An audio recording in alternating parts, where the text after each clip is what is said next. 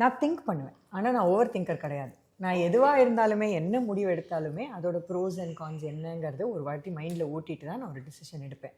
ஏன்னா நான் ஏன் ஓவர் திங்க் பண்ண மாட்டேன்னா, நான் டைரெக்டாக ஒன்று யோசிப்பேன். சரி, இப்போ நம்ம முடிவு எடுக்கிறதுனால what is the worst thing that can happen.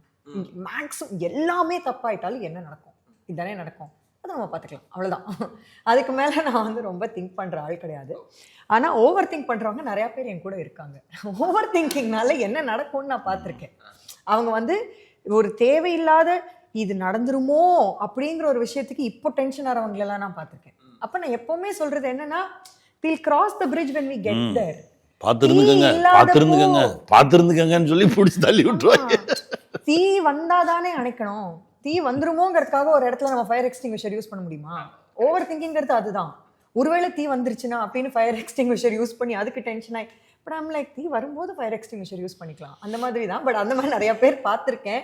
அது நான் நிறையா ஓவர் திங்கிங் பண்ணுறது வந்து அதனால ஒரு பாசிட்டிவாக ஒன்று வந்து நான் இது வரைக்கும் பார்த்ததில்லை. டென்ஷன் ஆனவங்களை மட்டும்தான் நான் பார்த்துருக்கேன்.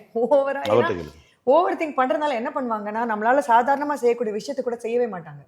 ஒருவேளை இது வந்தால் இது நடந்துடும், இது நடந்துடும், இது நடந்துடும், என்ன பார்த்துக்கலாம், அந்த மாதிரி தான் நான். சுற்றி இருக்கவங்களையும் பயங்கரமாக டென்ஷன் பண்ணி விட்டுருவாங்கல்ல அவங்க. நான் வந்து ஓவர் திங்கிங் பண்ணுறவங்களோட இருந்தேன்னா அந்த சுச்சுவேஷனை டிஃப்யூஸ் பண்ணுற ஆள் தான் நான். நான் வந்து டைரெக்டாக என்ன மோசமாக என்ன ஆகிடும், அதை ஒன்றால் ஹேண்டில் பண்ண முடியும்ல, ஸோ வா பண்ணலாம், அந்த மாதிரி தான் நான்.